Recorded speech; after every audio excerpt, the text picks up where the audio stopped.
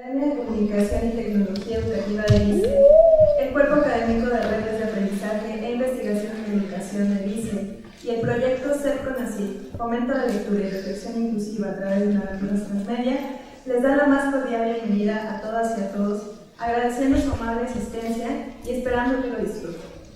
Aunque este evento ha sido anunciado como una conferencia, es importante que sepan que en realidad estaremos en un conversatorio que nos permitirá explorar el concepto de narrativa transmedia. Con este conversatorio arrancamos la actividad previa a un evento global que sucederá entre el 26 de octubre y el 1 de noviembre del presente año, contando con sedes diversas que incluyen España, Colombia, Brasil, Chile, Argentina y por supuesto México aquí en la UAM. Pensamos en calentar motores semanas antes con la intención de llegar a la semana oficial con algo muy especial, con cuyos detalles conocerán al término de esta presentación.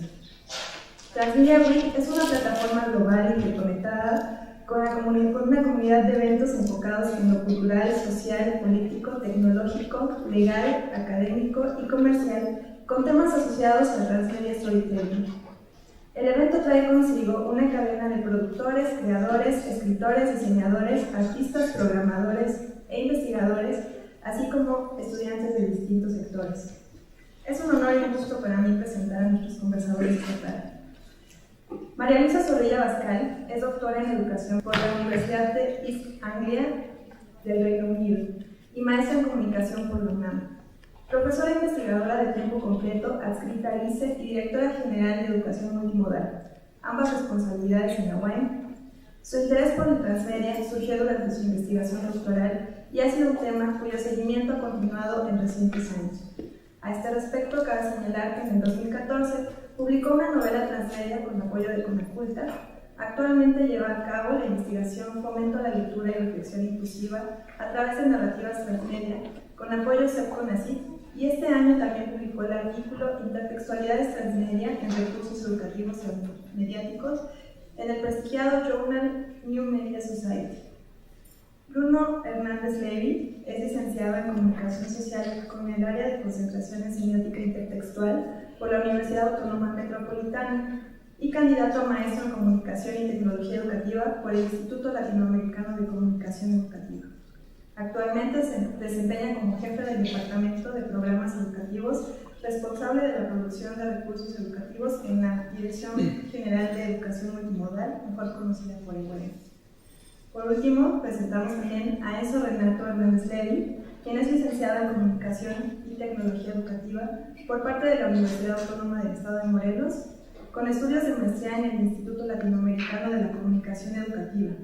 Su visión y práctica profesionales se han visto influenciadas por el valor de los juegos, la creatividad, el aprendizaje colaborativo y el interés por la combinación y la fusión, en una búsqueda constante por la sorpresa y el redescubrimiento.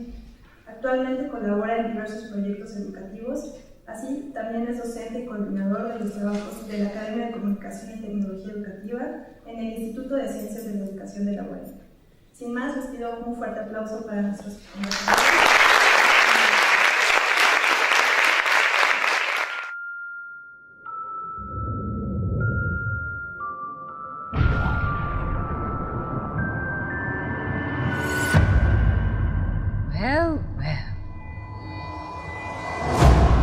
I shall bestow a gift on the child. Before the sun sets on her 16th birthday, she will fall into a sleep like death.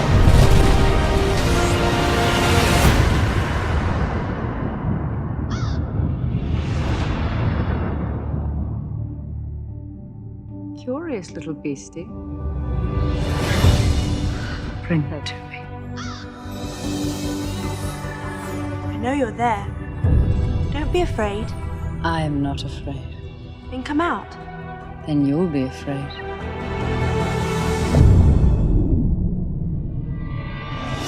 All the other fairies fly. Why don't you? I had wings once. They were strong, but they were stolen from me. There is evil in this world. Hatred and revenge.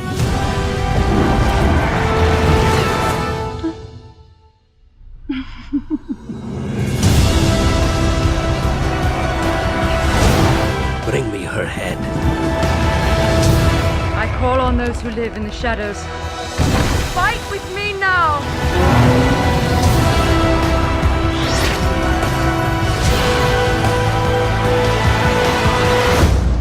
Is it true?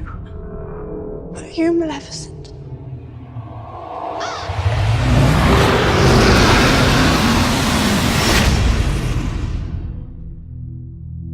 Quisimos empezar con este clip de la película Maléfica para abrir el tema de transmedia, y lo primero que les preguntaría es, bueno, ¿cuántos de ustedes conocen la historia de la Bella Durmiente? Levanten la mano. Creo que son todos, ¿verdad? Casi todos conocemos la historia de la Bella Durmiente, que en su versión más antigua conocida se remonta a los 1630 y tantos. O sea, estamos hablando que es una historia muy antigua, y les puedo decir que su versión original era bastante más larga y tortuosa de lo que hoy conocemos, pero esa primera versión se fue perdiendo en el tiempo. Y finalmente, pues nosotros terminamos conociendo la historia de la Bella Durmiente a partir de las versiones o de Perrault o también de los hermanos Grimm. Entonces, bueno, aquí tengo pues una versión muy antigua, pero también tenemos versiones más recientes. Creo que la que más conocemos es esta, que es la versión de Walt Disney, que bueno, pues hizo una película que también creo que muchos conocemos, la película de la Bella Durmiente, y bueno, por muchas generaciones es una historia que hemos conocido, y no es un ejemplo de transmedia, no lo es, ni lo ha sido, ni surgió como tal. Entonces, ¿por qué traigo el cuento en una charla en donde vamos a hablar del tema transmedia? Precisamente lo traigo a cuento porque hace unos años Disney comenzó una dinámica que de pronto ha ido cobrando fuerza, que es contar el otro lado de las historias, o contar versiones diferentes de las historias. Entonces, el primer ejercicio que hicieron fue este libro, que es muy curioso, que se llama The Other Side of Story, que si ustedes lo ven por un lado, es la versión de Aurora, y si volteamos el libro, vemos que nos cuenta la versión de Maléfica. Y así está concebido el libro, o sea, yo puedo ojearlo hasta la mitad y me cuenta la historia maléfica desde su punto de vista, y si no me la cuenta Aurora. Este fue un primer ejercicio bastante ingenuo hace unos años, pero ya un ejercicio mucho más complejo es el que acaban de hacer recientemente, que es precisamente el lanzamiento de la película Maléfica, que acabamos de ver el clip, que bueno, pues se lanzó en cines y ya está disponible en DVD, y también se lanzó una versión novelizada de esta película, está en DVD, y aquí está la novela de Maléfica. Entonces, este ejemplo lo traigo a cuento porque precisamente la película de Maléfica nos permite imaginar o pensar que esta historia de la Bella Durmiente se convirtiera en un transmedia.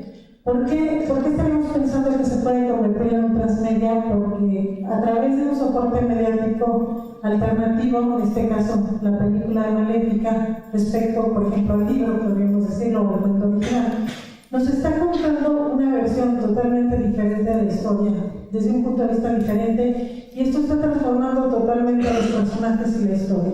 De pronto estamos conociendo la historia de la otra historia de la Bella Durmiente. Lo curioso es que si la vemos cuidadosamente la misma historia, pero contada desde un ángulo tan diferente que la transforma en otra cosa. Entonces aquí abrimos un universo narrativo mucho más amplio. Y esto es lo que podría convertir la Bella Durmiente en un producto transmedia. Ahora, esto es algo que surge como un producto comercial. Los primeros que escribieron la historia de la Bella Durmiente a los 1600 jamás imaginaron que esto se podría convertir en un producto transmedia 4 siglos después. Pero ¿qué pasa cuando las historias desde su origen, desde su nacimiento, se crean como productos transmedia? Y eso es lo que vamos a estar explorando hoy. A partir de varios casos que hemos preparado para ustedes, vamos a ir explorando cómo funciona el transmedia y vamos a ir descubriendo cuáles son sus rasgos y cómo se comunican entre sí los diferentes componentes de un transmedia, es decir, qué intertextualidades se dan entre los diferentes componentes de una franquicia transmedia. Entonces vamos a un pequeño, cada ejemplo lo vamos a abrir con un pequeño clip de video, entonces vamos al clip del primer ejemplo, ¿no?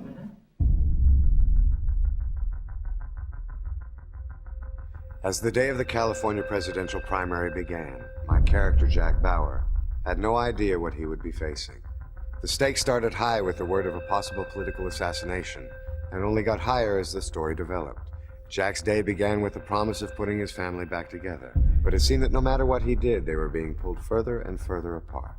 The story of a father, husband, and government agent became over the next 24 hours the story of a man constantly trying to do the right thing, but not having the necessary means to do it. The real-time aspect of the show provided its share of challenges. In doing such a show, there had to be a constant collaboration between the writers, director, and actors. Small things that would normally be overlooked, things as simple as driving across town, now were major story points. The freedom of time was gone. But that's what added to the intrigue and tension of the entire story. Now something as small as a long red light at an intersection carried a huge amount of weight, especially if a life was on the line, which it usually was. What can you expect from the second season of 24? In a word, more. More conflict, more suspense, more of the unexpected. And with a story that's literally been ripped from today's headlines, the next day, Jack Bauer's next day, is going to keep all of us wide awake for the next 24 hours. Now please, enjoy the first season of 24. Bueno, pues no sé si algunos, muchos, pocos de ustedes estén familiarizados con la serie 24 o 24, pero bueno, para los que no la conocen, y un poco lo que explica en este pequeño clip Kiefer Sutherland, que es el protagonista de la serie, que interpreta al personaje Jack Bauer. El formato de esta serie en su momento fue muy novedoso porque se supone que sucede en tiempo real, entonces tenemos una serie que cada temporada consta de 24 episodios, y cada episodio representa una hora en la vida de Jack Bauer, y se supone que todo está sucediendo en tiempo real. Entonces nosotros vemos una temporada completa, 24 episodios, y realmente el tiempo que ha transcurrido en la vida de Jack Bauer en cada temporada es de un día. Entonces, este formato tan novedoso se presta muchísimo al transmedia. ¿Por qué? Porque si cada temporada es un día en la vida de Jack Bauer, pues quedan unos huecos muy grandes entre una temporada y otra, ¿no? Si solo conocimos un día, de pronto en la temporada 2 vamos a ver otro día que probablemente ya pasó un año entre una temporada y la otra. Entonces nos preguntamos, bueno, ¿qué pasó en ese año entre un día y otro día de Jack Bauer? ¿Cómo es que Jack Bauer en la segunda temporada está ahora en esta nueva situación? ¿Cómo cambió del punto donde se quedó en la última temporada al punto donde lo encontramos en la siguiente temporada? Entonces estos enormes huecos, estos vacíos entre una temporada y otra, pues realmente daban pues para muchos, ¿no? Y otra cosa importante es que 24 pues de pronto empieza en un día X de Jack Bauer, pero no sabemos mucho de Jack Bauer. Entonces también pues los seguidores de la serie también empezaron a plantearse o a preguntarse muchas cosas acerca de dónde venía, de cómo era, de cómo había llegado a ese punto a su vida en la primera temporada de Jack Bauer. Entonces vamos a ver, preparamos un mapa de lo que es algunos de los elementos principales de lo que nosotros llamamos el ecosistema de 24. Cada franquicia transmedia para nosotros es un ecosistema porque todos sus elementos están interrelacionados y utilizamos la metáfora de lo que son las redes neuronales para crear estos ecosistemas porque creemos que esa es la naturaleza de las interconexiones que existen. Son dinámicas, son orgánicas, las redes transmedia no son estáticas y bueno, hasta cierto punto casi podríamos decir que están vivas, ¿no? Y ahorita vamos a ir explorando y vamos a ir viendo por qué creemos eso. Entonces, si vemos este mapa, en el primer plano tenemos dos círculos azules que representan el más grande de ellos, es el inicio de esta franquicia o el inicio de esta historia, que es precisamente la serie de televisión. Quienes siguieron esta franquicia transmedia desde el principio entraron a la historia, conocieron la historia a través de la serie de televisión. Entonces, esa es la puerta de entrada original a la historia. Que después se convirtió, como vemos en el círculo que está de este lado un poco más pequeño. Después pues todos los episodios se pueden ya comprar en video, en DVD, se puede comprar el box set completo o por temporadas, ¿no? Y esta nueva versión no es lo mismo porque, bueno, por varias razones, ¿no? Primero pues porque incluso el consumo es diferente, ¿no? Cuando lo vemos en televisión pues tenemos que esperar al episodio de la próxima semana, ¿no? Ahora ya si lo vemos en Netflix, pues podemos seguirlos uno tras otro, ¿no? O si compramos ya el box set, pues podemos también verlos uno tras otro. Entonces un consumo diferente y aparte el box set permite entregar contenidos adicionales. Entonces ahí empieza precisamente el transmedia, cuando empezamos a entregar partes de la historia nuevas, contenidos adicionales, cosas que no habíamos dicho en la serie. Entonces la serie nos cuenta una parte de la historia. ¿Dónde se convierte en transmedia? Donde empieza a haber otros soportes mediáticos que nos cuentan otras partes de la historia. Entonces el box set, por ejemplo, puede traer detrás de cámaras, puede traer escenas cortadas, puede traer, empiezan a darnos atisbos a partes de la historia que la serie en televisión no nos dio. Aquí tenemos un acercamiento a otro componente del ecosistema, que por ejemplo son los videojuegos, que fueron los videojuegos y los webisodes. Estos dos componentes son importantes en la franquicia de 24 porque fue una forma que encontraron los productores precisamente de empezar a llenar esos vacíos entre una temporada y otra. Empezaron a poner en internet esto que llamaron los webisodes, que son episodios en la web, en donde nos entregaban la información que nos ayudaba a llenar los vacíos entre una temporada y otra. Y nos estaba contando una parte de la historia que no estaba contada en la serie de televisión. Y lo mismo empezó a pasar con los videojuegos cuando surgieron estos. También otro componente importante que surge, digamos, en complemento a la serie original, es que empiezan a surgir cómics. Y los cómics también entregan otra parte diferente de la historia y también empieza a surgir una cantidad de libros. Vamos a ver otro acercamiento a otro componente, que precisamente hay muchísimas novelas que surgen en paralelo, que van surgiendo en paralelo a cómo avanzan las temporadas de la serie 24. Todos estos elementos cumplen diferentes funciones en la narrativa. Ahorita vamos a ver qué funciones cumplen. Algunos de estos componentes son precuelas, es decir, nos cuentan partes de la historia que son anteriores al inicio de la serie. Todo lo que pasó con Jack Bauer antes de la temporada 1. Pero algunos son lo que yo llamo entrecuelas, es decir, nos cuentan huecos que hay entre una temporada y otra. Los que más cubren el papel de las entrecuelas son los webisodes y los cómics, y los libros cumplen mucho la función de entregarnos información de precuelas. Y en esta misma diapositiva también podemos ver en un círculo amarillo más pequeño otro componente de la franquicia, que son los juguetes y los juegos de mesa. ¿Por qué consideramos que esto forma parte de este universo transmedia? Porque es donde los seguidores de la serie se involucran en una vivencia personal de la historia. Ya no es nada más yo me siento y veo los episodios o leo los libros, sino cómo yo me involucro convirtiéndome de pronto en un personaje de CTU, que es la unidad de combate al terrorismo donde trabaja Jack Bauer. Entonces es donde el usuario, el lector, empieza a involucrarse como participante o a tener una vivencia de la historia. Y bueno, aquí también vemos, hay juegos tanto para el celular como juegos de consola, en donde también tenemos esta misma característica. El usuario deja de ser un lector hasta cierto punto pasivo de la historia, un consumidor, y se involucra de una forma más activa interpretando personajes que pueden ser parte de la franquicia o incluso que pueden ser personajes nuevos creados para los juegos. Una lámina más que me faltaba comentar, que es precisamente otra forma de involucramiento de los usuarios, que son las páginas web de fans, o las páginas donde los fans incluso empezaron a desarrollar también sus propias interpretaciones o creaciones de los personajes, o también a crear fragmentos de las historias que no estaban contadas. Esto, pues vamos a ver más adelante, se conoce como el fanfic, y vamos a verlo como un ingrediente permanente en todo lo que son las narrativas transmedia. Entonces, como pueden ver ustedes en el universo, este ecosistema que vimos al principio como un todo, y ahorita hemos analizado sus partes más específicamente, podemos ver que tenemos la serie, la caja, que todo eso está audiovisual, tenemos los impresos, donde tenemos los libros, los cómics, también tenemos los juguetes y los juegos, tanto en formato digital como juegos de mesa y otro tipo de juguetes.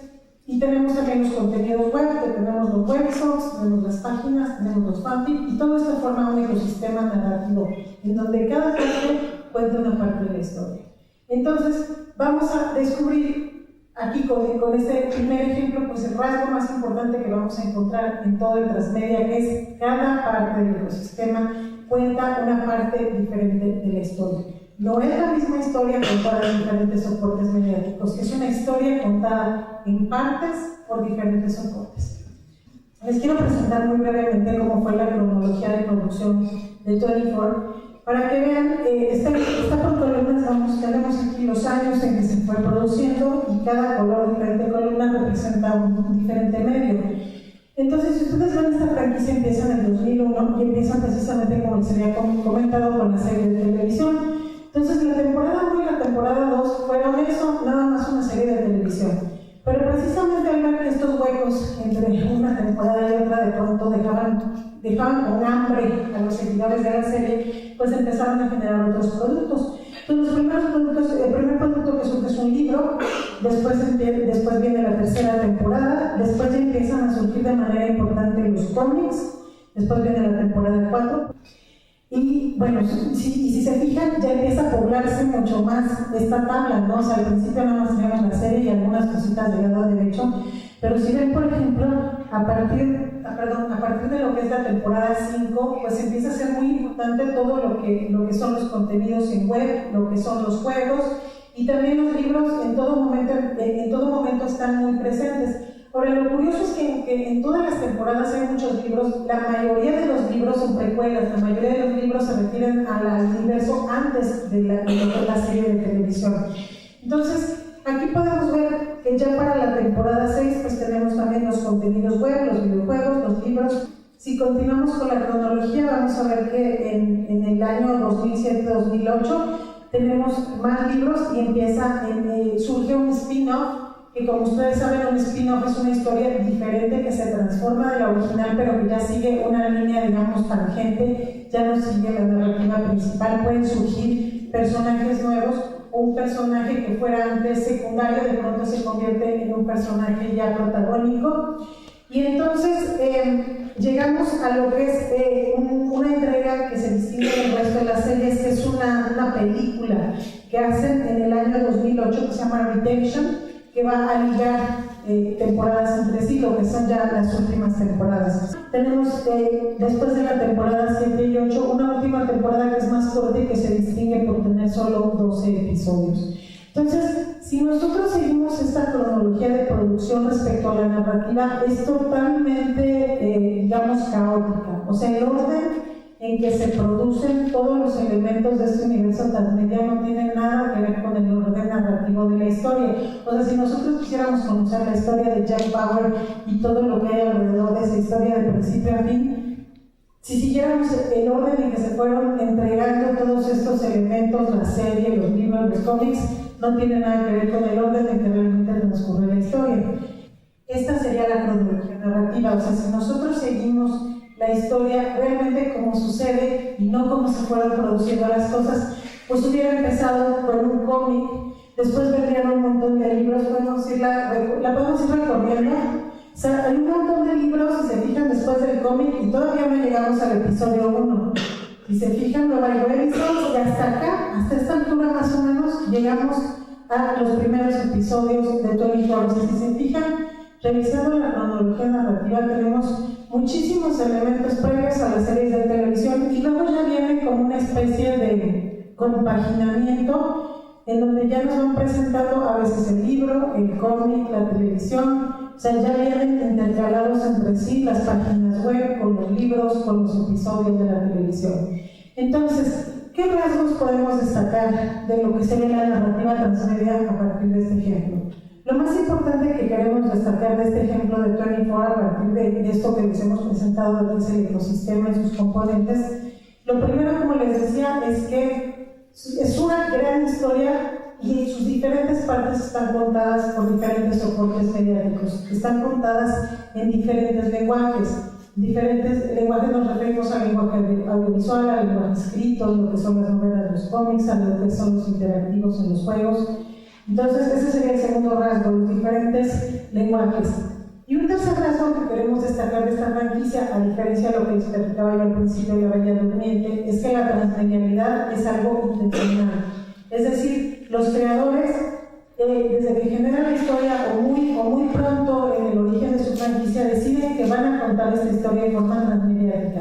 Ellos toman la decisión de entregarnos diferentes partes de la historia en diferentes soportes, no de una forma casual, sino totalmente intencional. Y estos serían los rasgos principales que hasta este momento vamos distinguiendo de lo que es la narrativa transmedia. Ahora, también me gustaría explorar muy brevemente qué tipo de relación existe entre estos componentes que forman la franquicia, porque todas estas partes nos cuentan una historia, pero ¿cómo se relaciona una parte con otra? A estas relaciones que se establecen entre las diferentes partes de una gran historia transmedia, les hemos denominado o utilizamos un término que se usa mucho en la literatura, que es la intertextualidad, que es esa relación que se encuentra entre un texto y otro texto. Entonces, ¿qué tipo de intertextualidades son las principales que encontramos en la franquicia de 24? La intertextualidad principal que encontramos es una que se denomina de expansión, es decir, de un medio a otro la historia se va ampliando, la historia es cada vez más amplia, pero siguiendo una misma línea narrativa, es decir, no se salen de Jack Bauer como el personaje protagónico y todo lo que es el combate al terrorismo a partir de esta unidad de combate al terrorismo que es CTU. Entonces, la intertextualidad principal que hay entre todos los componentes es de expansión, es decir, cada nuevo componente de la franquicia va ampliando la historia, la va haciendo más grande. Y el otro rasgo, el otro tipo de intertextualidad importante que detectamos aquí es uno que denominamos de transmutación. ¿Por qué? Porque la historia va cambiando de forma, de naturaleza, de ser una historia contada audiovisualmente, de pronto se convierte en una novela, y de pronto se convierte en un juego, en un videojuego, en un juego de mesa, es decir, va cambiando de forma, es como estas cosas, estos transformers, ¿no? O sea, de pronto se va convirtiendo en otras cosas, se va transformando. Entonces, ese es el segundo tipo de intertextualidad que encontramos, es de la transmutación. Entonces, yo voy a apuntar estos rasgos porque al final vamos a ir construyendo con todos ellos el concepto a partir de sus rasgos y de sus intertextualidades. Entonces, aquí estaríamos, digamos, cerrando un primer ejemplo, pero yo me plantearía, en 24 teníamos que al principio las series de televisión estaban solitas y no había en el ecosistema, ya vimos en el orden de producción, que después de las 2 primeras temporadas no había nada más, no se asomaba nada más, y en la propia serie nunca se hacen menciones a nada que exista en las novelas, o en los cómics, o en los juegos. Pero ¿qué pasa si desde la primera temporada de la serie de pronto decidimos que haya puertas de entrada o de salida a otros componentes de la transmedialidad? Y eso sería otro ejemplo.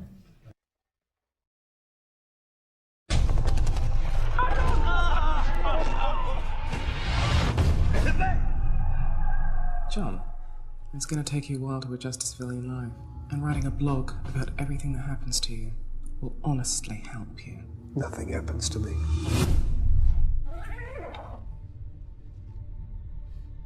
How fresh? Just in. 67 natural causes. Used to work here. I knew him. He was nice. Fine. We'll start with the writing crop. You'd want me for a flatmate. You're the second person to say that to me today. Who was the first? The name's Sherlock Holmes and the address is 221B Baker Street. Who are you? What do you do? I'm a consulting detective. What does that mean? It means when the police are out of their depth, they consult me. I'm breaking every rule letting you in here. Yes, because you need me. God help me. The game, Mrs. Hudson, is on. Look at him dashing about. My husband was just the same. But you're more the sitting down type, I can tell. What is it like in your funny little brains? It must be so boring. You're not haunted by the war, Dr. Watson. You miss it. Sherlock Holmes is a great man, and I think one day he might even be a good one. That's how you get your kicks, isn't it? Risking your life to prove you're clever.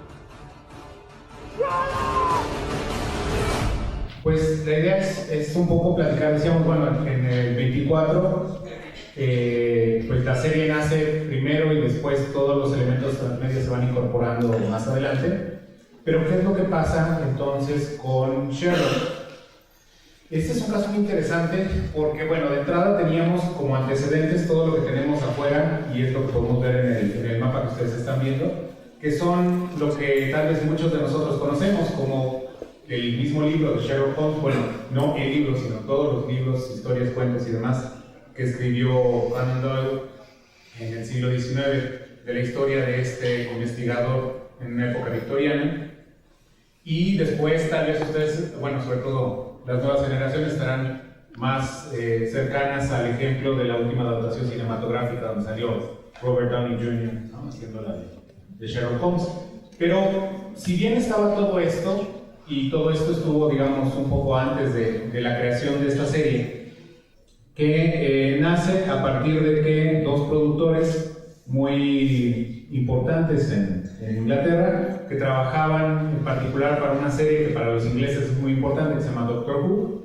Ellos ya venían trabajando muchos años en nuevas temporadas de esa serie y viajaban seguido a un lugar que se llama Cardiff, y en el viaje platicaban y descubrieron que se llevaban muy bien y que compartían algo que no sabían que compartían, que era la afición por el personaje Sherlock Holmes.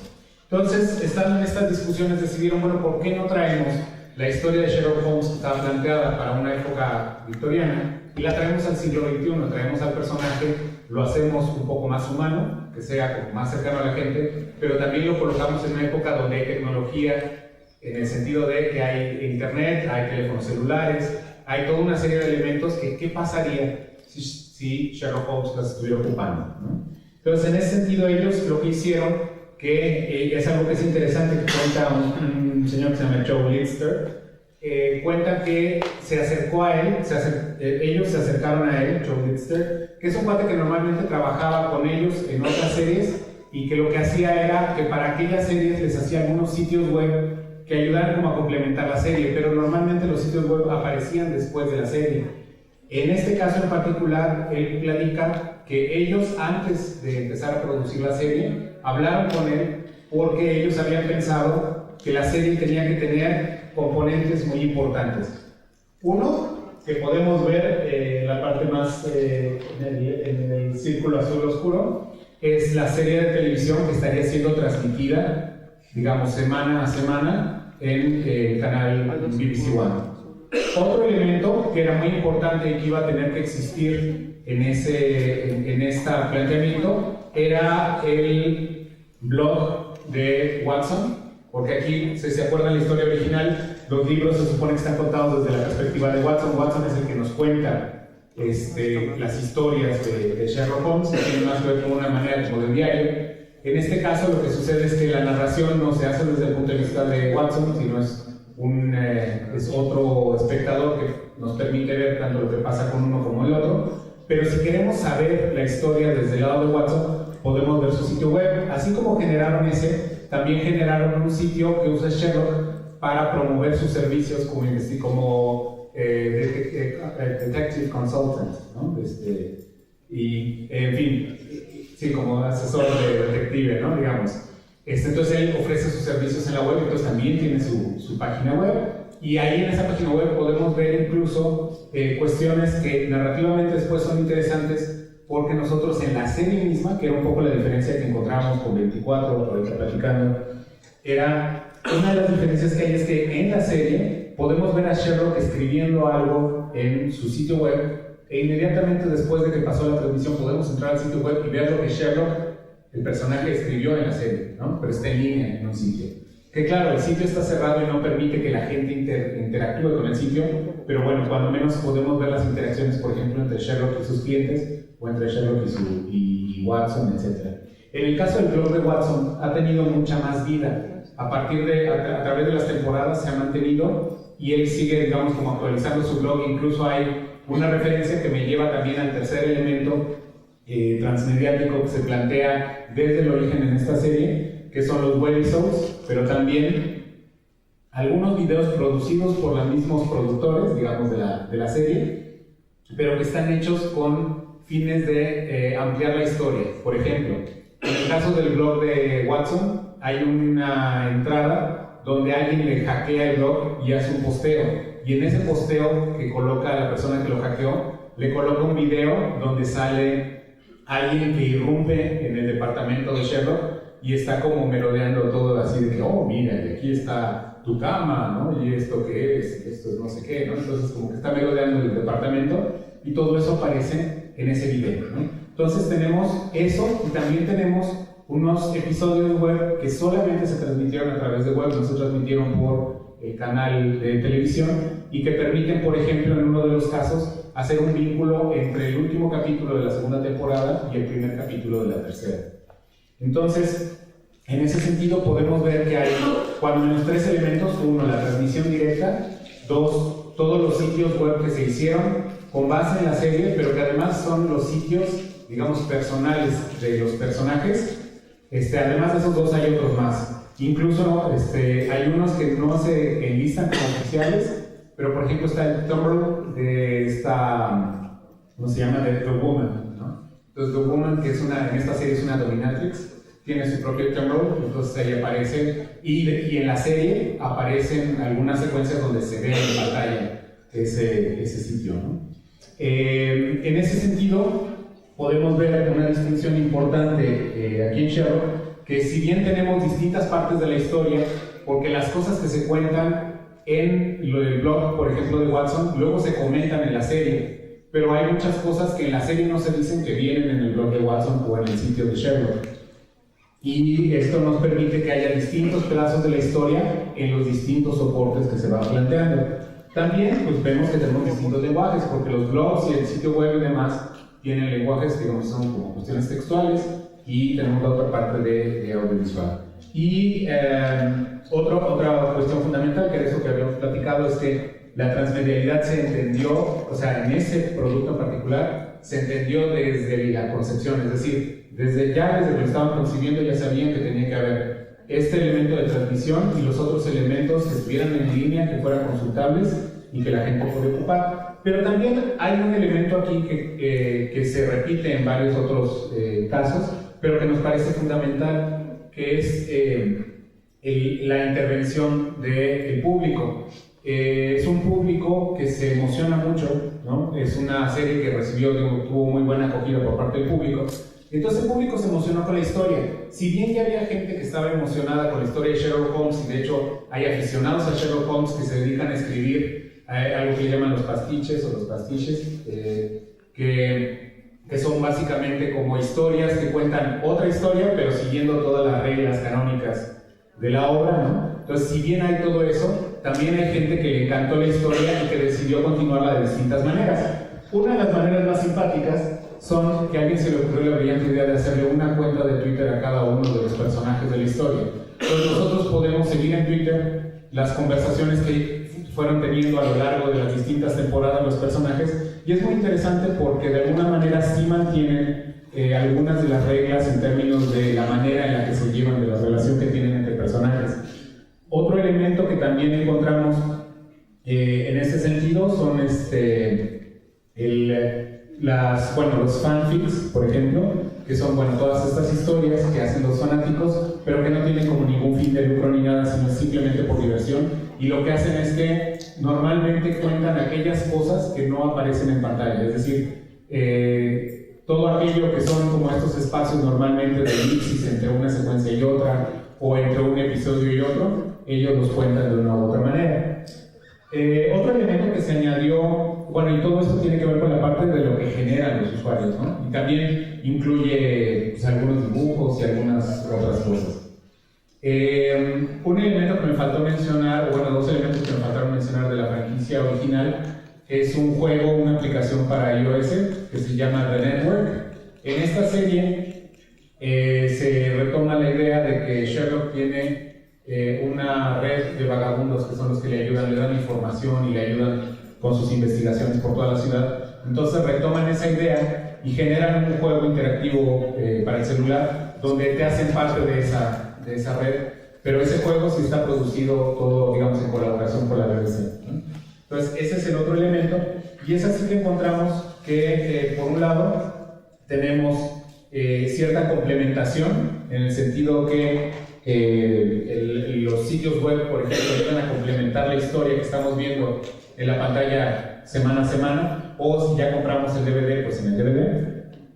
Y también por el otro lado vemos la parte de generación, porque vemos al público que está ya generando sus propios contenidos en torno a la serie que les llama mucho la atención, y en otro más encontramos imitación, porque finalmente vamos viendo cómo entre un producto y otro hay algunas cosas que se repiten. Entonces, esto es lo que sucede con Sherlock, y es muy interesante porque es un ejercicio de producción contemporánea de televisión creada ya intencionalmente con esta lógica transmedia desde la perspectiva, digamos, de lo mainstream. Ya platicaremos de otras cuestiones que no son tan así mainstream, pero ya hablamos de dos series, o sea, ya hablamos de 24, que no nació como transmedia, pero después se convirtió en transmedia. Hablamos de Sherlock, que sí nació como una serie de televisión transmedia, que ahorita ya permite entradas por otros lados. Pero ¿qué pasa si, por ejemplo, pensáramos en, no sé, videojuegos, por ejemplo?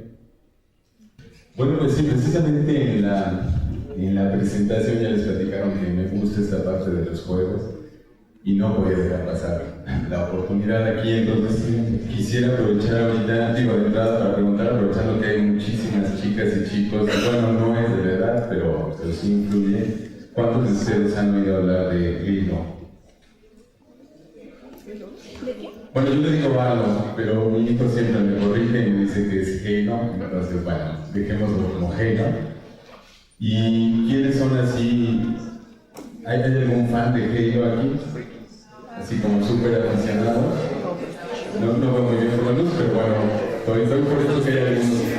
Y si es el caso, pues les anticipo que probablemente no cubra todo lo que ustedes llegan a conocer, pero por lo mismo ustedes sabrán que es tan vasto el universo ya de campo que inclusive no vamos a hablar de todo Halo, sino nada más de Halo 5 precisamente, que es el de Guardians.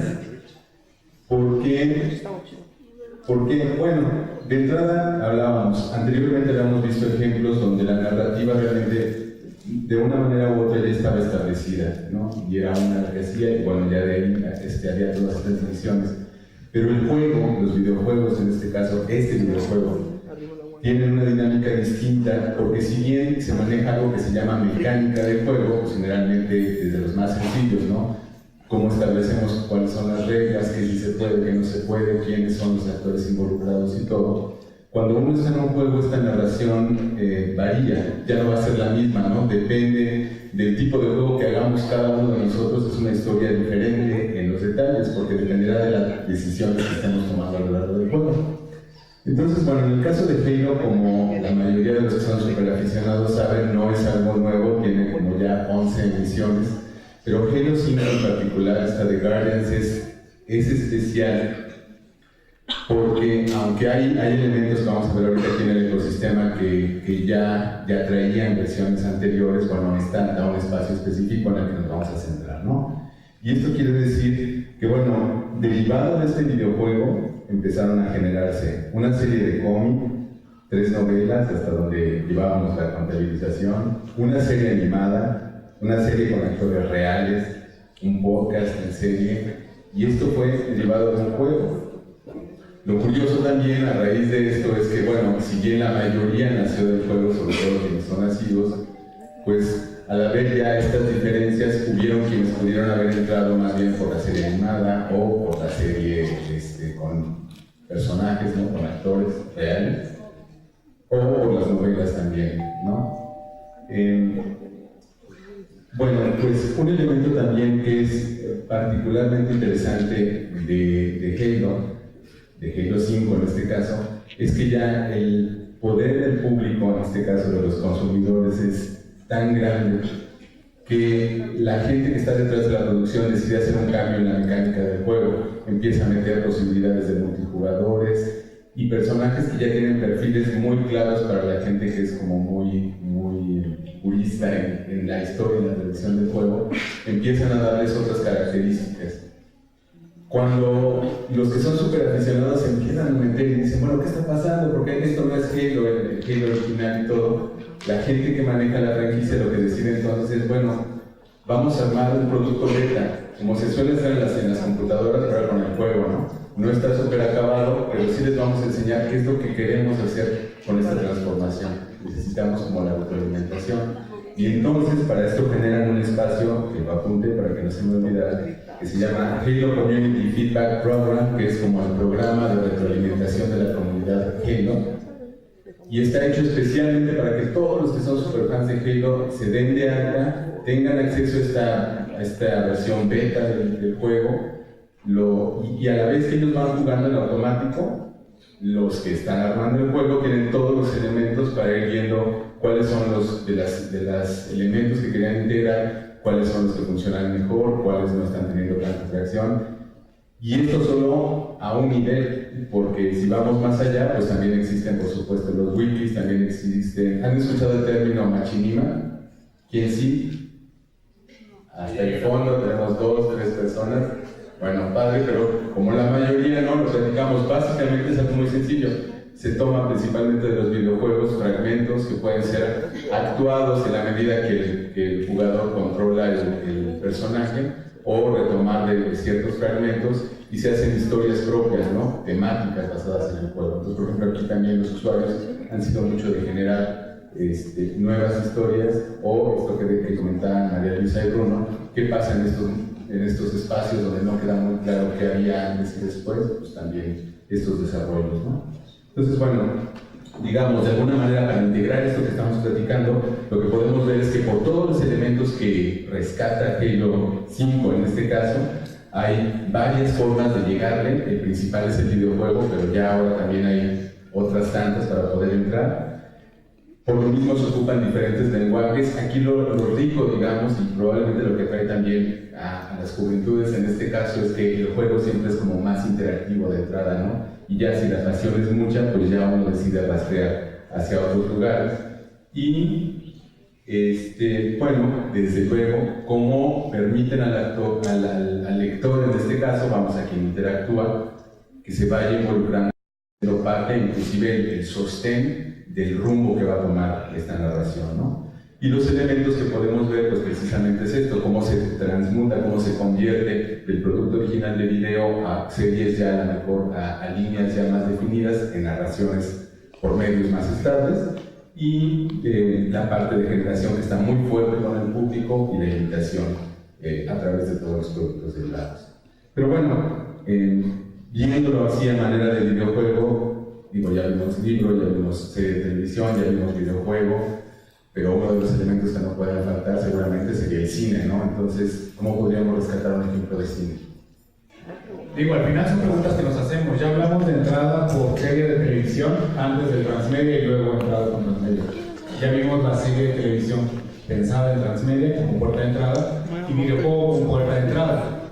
Pero hay un ejemplo, y este ejemplo lo ponemos y lo retomamos porque es un ejemplo que cuando ustedes lean, o los que ya han tenido la oportunidad de leer con respecto al concepto de transmedia, es un ejemplo que constantemente viene a colación para algunos autores, incluso lo plantean como el primero, otros no, otros incluso se van a la Biblia. Los otros días estaban discutiendo que si la Biblia era un producto que se ha ido transmedializando con el tiempo, por una serie de cosas, pero bueno, más allá de ese tipo de discusiones, podríamos pensar que Matrix es algo que nos ayudó a todos a entender esto, aunque no supiéramos que existía. Es decir, si ustedes se acuerdan bien, esto pues, realmente vamos a hacer el recuento juntos porque esto es algo que nos tocó vivir a todos los que estamos aquí. Matrix no sabíamos que existía hasta que llegó la primera película, y después de la primera película y el éxito que tuvo, pues fuimos teniendo la segunda y tercera parte para completar la trilogía. También tuvimos Animatrix, que fue la serie animada que salió también vinculada con esto, todas, digamos, mantenidas por los mismos creadores, es decir, los que habían creado la película originalmente, digamos, son la misma gente que se había mantenido en torno a las otras creaciones, como la parte de la animación. Surgen también los cómics que llaman a una serie de artistas para que trabajen en sus cómics, que los desarrollen y los expongan, y al final incluso ya los venden como parte de todos estos productos. Vemos, por ejemplo, un videojuego donde se desarrollaba una parte de la historia que no está en ningún otro medio. Eso es algo importante en Matrix, que cada uno de los elementos que la componen cuenta una parte diferente de la historia, no se repiten las historias entre sí. Y aquí también juega parte importante pues los fans que empiezan a escribir sus propias historias, que empiezan a crear incluso a veces incluso hasta bromas, digamos, en video, o sea, como hacen como juegos, como videos chistosos, pero utilizando las mismas convenciones, por ejemplo, de esta parte de ralentización del tiempo y etcétera, ¿no? Exacto, más como parodias, exacto. Entonces, esta parte creo que es bien interesante con respecto a esto, y nos ayuda muy bien a entender que, pues bueno, otra vez encontramos que distintos elementos de la historia están contados en distintos elementos separados, que hay distintos lenguajes, porque incluye el cómic, incluye la animación, incluye la película, digamos, el cine convencional, incluye libros, incluye fanfics, etc. El universo es muy amplio porque permite ampliar la historia mucho más allá de lo que ya existe ahorita de productos. Es decir, si ahorita quisiéramos hacer más productos, por la riqueza que tiene la historia se podrían hacer muchos más. Vemos que la transmedialidad es intencional, es decir, desde que nace la primera historia ya hay una idea de ir incorporando estos otros elementos, porque además forma parte de esta lógica, un poco de la lógica misma narrativa de la historia, digamos, ¿no? De Matrix. Y lo podemos ver o sea, yo creo que en ese sentido sí podría ser un buen ejemplo en términos de intertextualidad como de expansión, porque lo que vamos viendo es que cada elemento expande el anterior, es decir, ayuda no a complementar tanto la historia, sino más bien a crear otras visiones de la misma historia, dando elementos previos y posteriores y vínculos entre distintos elementos. Pero bueno, si esto sucede con una entrada en película, ¿qué pasa cuando entramos en un libro? ¿No? Por ejemplo, porque bueno, ya vimos que podemos entrar por serie de televisión, por videojuego o por película, pero si la puerta de entrada es un libro, ¿qué onda? Es uno de los universos más complejos y agarrados que se ha formado en el se fijan, este es uno de los ecosistemas más complicados, es el universo de Harry Potter, ¿no? Y curiosamente, igual que pasaba con la Bella Durmiente, Harry Potter tampoco nace como un proyecto transmedia. Harry Potter nace como una colección, como una serie de novelas, una serie de libros. Pero tiene tanto éxito como serie de libros que pues muy pronto se da cuenta que tiene gran potencial precisamente para convertirse en una franquicia transmedia. Entonces, ¿qué elementos tenemos en este ecosistema y cómo se interrelacionan entre sí? ¿Y por qué Harry Potter es un ejemplo hasta cierto punto diferente a todo lo que hemos visto? Bueno, pues ustedes ven los círculos más grandes pues tienen que ver con los elementos fundantes, digamos, que es la colección de los libros, la colección de los 7 libros originales, que muy pronto se convirtieron en otras tantas películas, que bueno, son más películas porque la última tiene 2 películas, entonces son 8, pero bueno, se convirtieron en el equivalente de películas que además no solo se exhibieron en el cine, sino que también se venden en box set, desde los más modestos hasta estos super sofisticados box set que traen el sombrero, la varita, las tarjetas, la túnica y lo que se les guste oír, ¿no? O sea, traen todos los props y todos los extras aparte de las películas, ¿no? Pero no nos quedamos con las películas y los libros. De pronto también surgen los videojuegos de muy variados tipos, también surgen una cantidad de juguetes de todo tipo porque pues es un producto para niños. Pero todo esto que hasta ahorita he mencionado, pues dentro, digamos, de la misma franquicia de los productores, o sea, hasta ahorita los dueños del negocio eran lo que son los libros, las películas, los juguetes y demás. Pero esta historia tiene tanto éxito entre los fans que surge una comunidad muy dinámica, una comunidad de seguidores muy activa. Y entonces este es uno de los ejemplos donde se ve más claramente cómo los consumidores se convierten en lo que ahora se llama prosumidores, ¿no? Que es esta mezcla entre producers y consumers, ¿no? Son los prosumers, ¿no? Entre consumidores y productores, que en español no serían productores, pero estos prosumers son los que realmente no solo consumen el producto mediático, sino que también quieren involucrarse en la producción. Entonces empiezan a surgir pues esto del fanfic, ¿no? Hay una cantidad de comunidades en donde los fans crean sus propias historias a partir de las historias de J.K. Rowling. Y aquí encontramos una distinción muy clara entre esta forma en que producen los fans, ¿no? Los que se apegan totalmente al canon de J.K. Rowling y respetan todo lo establecido por ella. Esto es lo que en generación de contenido se llamaría afirmacional, porque seguimos el canon original. Pero también hay muchos fans que dicen, bueno, a mí no me gusta cómo lo resuelve J.K. Rowling, yo prefiero que Harry Potter y Hermione se queden juntos. Y entonces crean sus propias historias, sus propios personajes, sus propios giros. Y entonces esto es la generación por parte del público y se llama transformacional, o sea, la otra es afirmacional, esta es transformacional.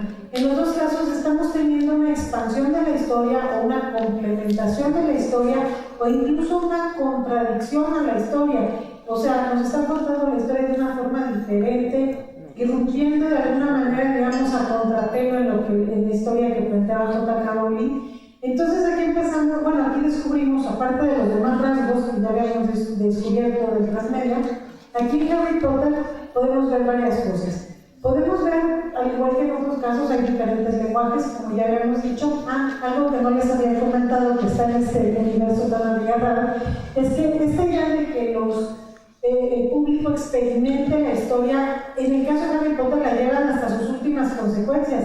Porque si recuerdan, habíamos visto con 24 o con algunos otros de los ejemplos que hemos explorado que, bueno, el simple hecho de jugar el videojuego es una forma de experimentar o de convertirnos en un personaje, ¿no? De formar parte de la historia. Pero con Harry Potter, cuando hablan en el parque de diversiones de Universal Studios en Orlando, todo el universo de Harry Potter, pues ahí ya no es nada más imaginarme que hacer parte de la historia, ¿no? Sino que la gente realmente se sumerge en forma presencial dentro de la historia, ¿no? Entonces la gente se sube al expreso de Hogwarts, visita el callejón Diagon, y la gente pues va exactamente a Hogwarts, ¿no? Al castillo, ¿no? Donde sucede toda la historia. Entonces ya hay una inmersión total, ¿no? Ya la gente experimenta, se convierte en parte de la historia. Entonces aquí descubrimos más rasgos del transmedia. Sí hay múltiples puntos de entrada, pero vemos un universo narrativo tan amplio que da para mucho. Da para parque de diversiones, para que los fans se inventen todas las versiones alternativas que se les ocurran, sitios web, o sea, da para mucho el universo. Pero los múltiples puntos de entrada, perdón, sí, claro. los múltiples puntos de entrada son porque podrías empezar viendo la película y después entrarle al libro o entrarle a otra cosa o empezar con el libro y otro, ¿eso se lo perdí? Sí, eso es muy importante lo que pregunta Bruno. Gracias, Bruno, porque si realmente, si ustedes se dan cuenta, lo que hemos venido platicando hasta ahora es que cuando nace cualquiera de estos productos, los productores se plantean que, bueno, pues yo saco primero mi serie de televisión, o mis libros, o mi videojuego, y esa es la puerta de entrada, pues por la que entra, digamos, la primera generación de fans. Pero ¿qué pasa cuando ya está completa la franquicia, como en todos estos casos? Yo puedo llegar por otro lado y no por donde llegaron los primeros. Y eso es lo que ha pasado mucho con Harry Potter. La primera generación de seguidores de Harry Potter entró por los libros, pero las siguientes generaciones de Harry Potter, muchos no han leído los libros, muchos entraron por las películas, o algunos entraron por los juguetes, entraron por otro lado. Entonces es curioso cómo en generaciones más recientes, además de Harry Potter, tal vez llegan a leer el libro después de que vieron la película o después de que fueron al parque de Universal a Orlando, ¿no? O sea, ya no necesariamente el punto de entrada es el que de origen se planteó, sino que cuando el universo ya está completo, el ecosistema ya está completo, uno como lector puede entrar por diferentes puntos y familiarizarse con ellos. ¿Sí? Ahora, nada más un punto más. Aquí se ve mucho más claro el tema de las intertextualidades a partir de la generación. O sea, la generación le llamamos la intertextualidad en donde los seguidores generan contenidos a partir de la imitación, en este caso la imitación del canon de J.K. Rowling, y en esta franquicia también vemos mucho la intertextualidad de la transmutación, es decir, del elemento narrativo transformado en su naturaleza. Pasa de ser libro a ser película, a ser juego, a ser experiencia en un parque de diversiones. Vamos a hacer una recapitulación muy breve. Hasta ahorita, ¿cuántos rasgos o cuántas características de transmedia hemos descifrado o descubierto a partir del análisis de estos ejemplos? Entonces, el primer rasgo, y que tal vez es el más importante, el que caracteriza en forma puntual a la transmedia, es que son diferentes partes de una historia. Y en esto sí tenemos que insistir mucho en que no es la misma historia contada en diferentes medios, porque de eso ya había mucho antes del transmedia. No es eso, es partes de la historia diferentes entregadas en diferentes soportes mediáticos. O una variante es la misma historia, pero contada desde un punto de vista totalmente diferente. Por eso decíamos al principio que Maléfica podía ser un transmedia, porque es la misma historia, son los mismos elementos, pero al darles la vuelta, al contarlo desde otro ángulo, se transforma. Entonces, primer rasgo que hemos descubierto. Dijimos, segundo rasgo, en diferentes lenguajes. El transmedia, como su nombre lo indica, hay que transitar entre medios, y los medios se caracterizan por tener diferentes lenguajes. Entonces, que yo tenga muchos libros y que cada uno de esos libros cuente una parte diferente de la historia no lo hace transmedia porque solo tengo un soporte mediático que son los libros. Necesito tener otros soportes mediáticos, otros lenguajes mediáticos para que realmente podamos estar hablando de un transmedia. Tercer rasgo. La obra cuenta con múltiples puntos de entrada, que es lo que acabábamos de comentar cuando preguntaba Bruno, ¿no? Finalmente, cuando ya tenemos un ecosistema transmedia completo, tenemos muchos puntos de entrada y los diferentes lectores pueden llegar a conocer la obra desde diferentes ángulos y no necesariamente de donde empezó la historia. Como decíamos con Tony, pues sí, tal vez empezó con la serie de televisión, pero ahorita que ya está la franquicia completa, yo puedo elegir descubrir la historia en el orden narrativo cronológico y puedo entonces, voy a entrar por el cómic, voy a entrar por las novelas, hasta que llegue el momento de la primera temporada de televisión. Luego, cuarto rasgo, el universo narrativo es amplio. Para que exista el transmedia tenemos que tener un universo narrativo muy amplio para que puedan haber muchas historias dentro de esa gran historia. Y ese universo narrativo tan amplio existe fuera de todos los soportes mediáticos. ¿Sí? Hagan de cuenta, este universo es precisamente como si fuera un gran paisaje y en donde yo con un foco ilumino un pedazo de ese paisaje y cuento la historia que se ve en ese pedazo del paisaje y con otro foco cuento otro pedacito y con otro foco cuento otro pedacito. Pero ese universo completo existe al margen de los focos que yo decida poner en cada parte de la historia. Y siempre van a quedar intersticios oscuros y siempre va a quedar un territorio sin explorar, algo más allá que no hemos explorado. Entonces realmente el transmedia se vuelve inagotable mientras haya quien quiera seguirlo, porque siempre va a haber un pedazo de la historia que no se ha contado, algo que no se ha dicho, algo que permanece en la oscuridad. Otro rasgo que hemos descubierto en todo este análisis es que el transmedia en su versión contemporánea en el siglo XXI es intencional. Desde que las historias ya nacen con la intención de ser transmedia, no es algo que ocurre por casualidad.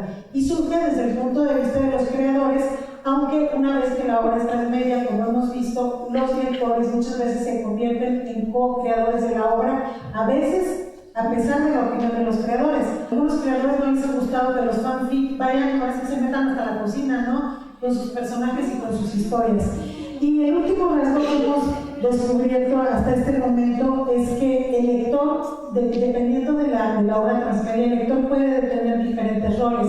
Nosotros como consumidores de transmedia podemos ser solo consumidores, es decir, yo me puedo limitar a ver las películas, leer las novelas, los cómics, es decir, consumir toda la narrativa, pero sin mover absolutamente un dedo, digamos, en términos de involucrarme.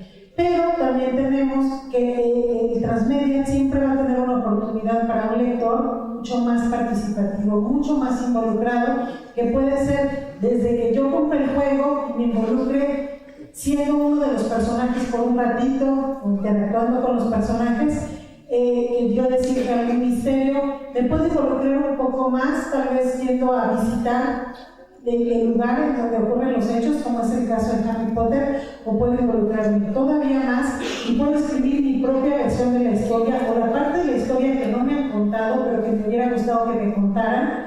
Entonces, como vemos, el transmedia tiene espacios para un involucramiento activo por parte de los lectores. Entonces, sí. Antes de pasar a lo que sigue, creo que este último es importante recalcar porque tiene que ver con la sorpresa que tenemos al final de este conversatorio de alguna manera.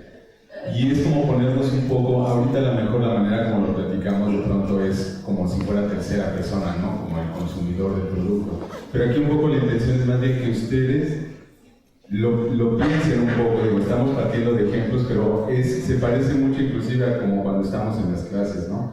O sea, desde los que nada más están sentados, pues igual pensando en otra cosa, o haciendo algo así, o los que de pronto dicen, oye, pues está interesante, igual no me interesa para esto de aquí, pero para hacerlo allá afuera sí, hasta los que ya de pronto una iniciativa que a lo mejor era menor para los fines que tenía pensado la persona que lo presentó, se vuelve un hitazo allá afuera, ¿no? Una iniciativa que puede estar o no vinculada con el profesor, ¿no? Entonces, como que ahorita, la cuestión es, vamos a empezar a hacer un poco de ejercicio de escucha activa en el sentido de decir, bueno, esto que me están diciendo, porque también se trata, el conversatorio al final es de esto, o sea, A diferencia de la conferencia, donde bueno, ya venimos, lo platicamos y habrá preguntas, pero pues ahí está la verdad única.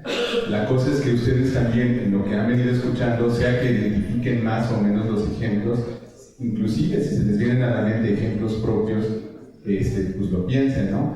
Y en ese sentido sea más de salir de lo que estamos acostumbrados, de una escucha pasiva, nada más a ver qué nos vienen a decir, bueno, por estos elementos justos que acaba de mencionar María Luisa, ¿no? O sea, si pasamos de esta parte a ser prosumidor, bueno, ya veremos qué más se puede hacer. Sí, incluso yo creo que más de uno por aquí debe de ya de haber creado, si no en papel y si no en un video, cuando menos en su cabeza, alguna historia con respecto a otra historia que leyeron, porque eso es algo natural, todo el mundo lo hace.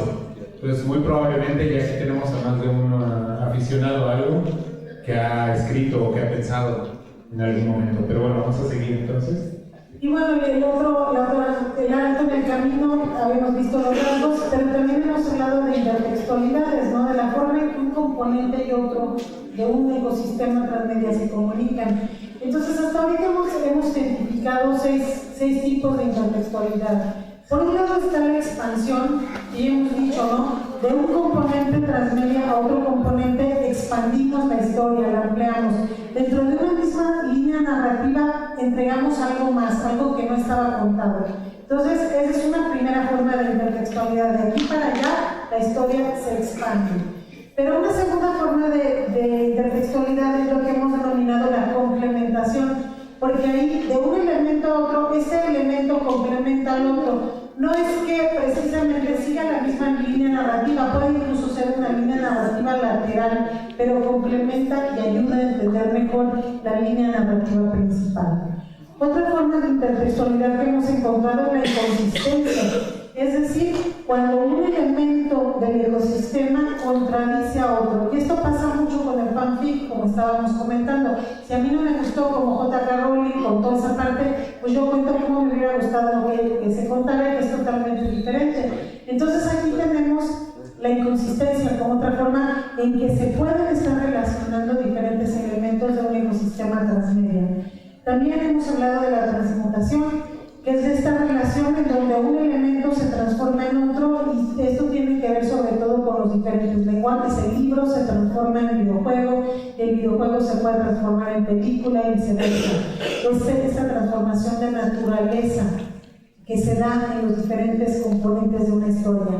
Otra forma de intertextualidad que hemos identificado hasta este momento muy importante es la generación, que es precisamente esta oportunidad que da el ecosistema transmedia para que el lector participe como co-creador o participe vivencialmente. Y esto es un rasgo muy específico de transmedia, porque si ustedes lo piensan, la mayor parte de las franquicias de entretenimiento están hechas para que seamos consumidores exclusivamente, pero a partir del transmedia es que precisamente se abre la oportunidad a que ya no solo seamos consumidores, sino que también nos convirtamos en prosumidores, en co-creadores de una obra en la que nos estamos involucrando o implicando. Y por último, hemos hablado también de la imitación. La imitación como una de las estrategias que puede seguir desde un profesional, como comentaba Bruno, un escritor profesional puede hacer un pastiche, en donde escribe una novela muy parecida a las novelas que escribía Conan Doyle con Sherlock Holmes como principal personaje, siguiendo todo el canon de Sherlock Holmes, pero no forma parte de las obras originales de Sherlock Holmes, pero cumple con todas las convenciones.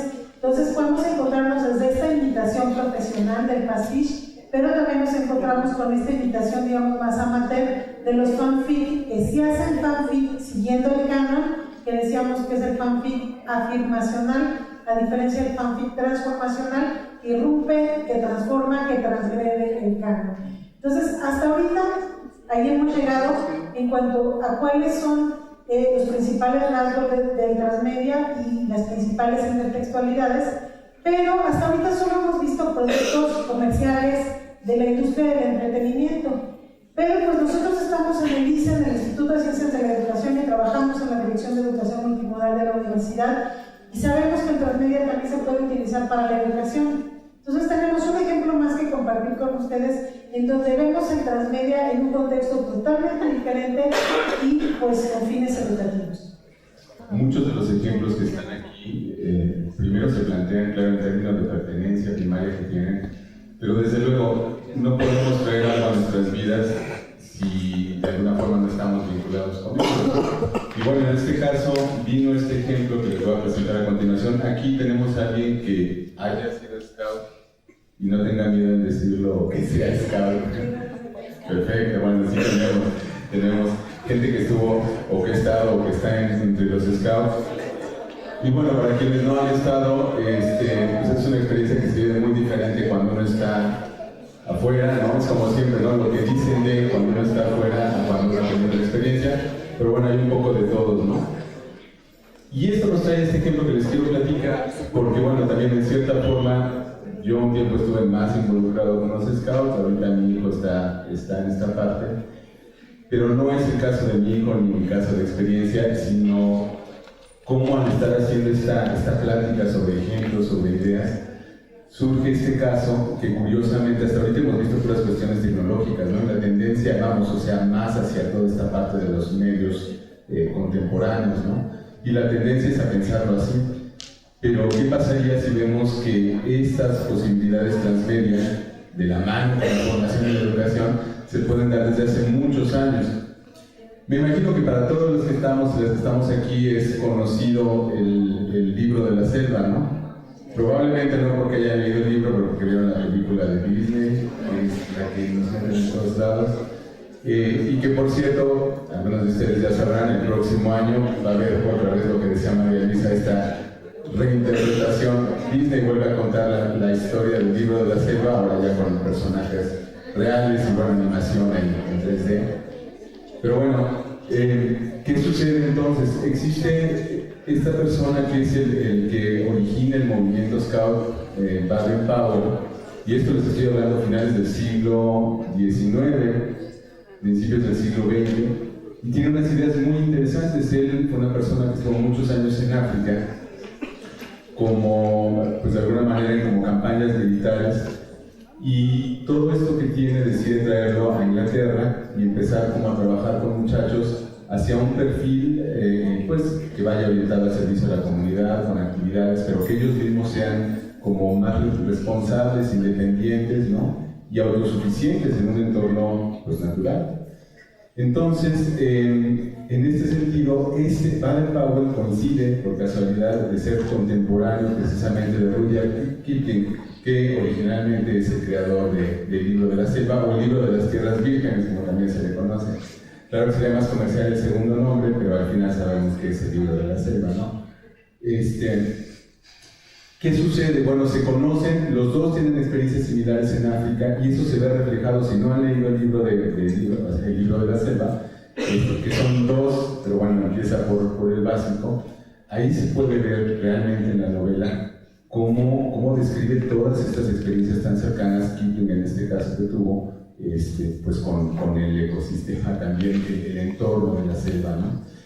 ¿Qué hace Baden-Powell? Se emociona tanto con lo que ve y se hacen amigos de alguna manera, que le dice, oye, dame chance, yo quiero hacer un programa para formar a los chavos. Él prefería trabajar nada más con jóvenes de 11 años en adelante, pero es tal el éxito que tiene su movimiento que más jóvenes quieren entrar, y dice, bueno, no los puedo poner a trabajar de la misma manera, hay que buscar algo diferente. Y leyendo el libro de la selva dice, aquí está, esta es la solución. Va con Kipling y le dice, oye, Kipling, échame la mano, no sé cómo le diría, Rudyardcito, Ruby. Bueno, compadre, ¿no? Fíjate que tengo este proyecto y me gustaría incorporar la trama de tu historia a este proyecto que tengo yo. Y dicen que lo que dice la historia es que el otro lo revisó y dijo, claro que sí, hazlo.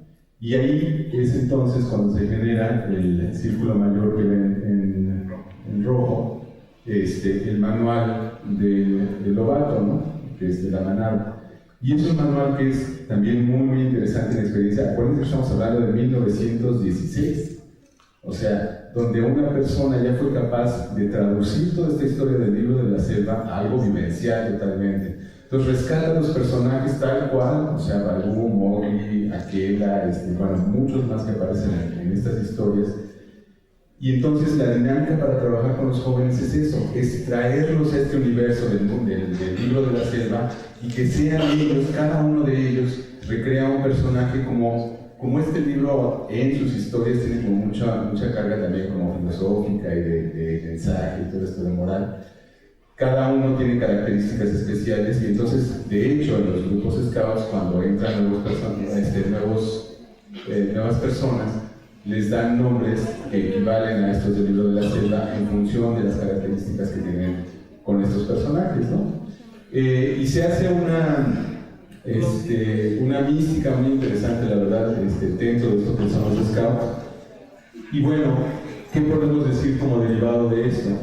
Bueno, primero, lo que se toma originalmente como una historia se rescata para fines ya realmente completamente de formación. Los chavos en el propio juego, están interactuando, aprenden cosas y aprenden los principios que son propios de la ley de la selva, digamos, pero también son propios de su formación.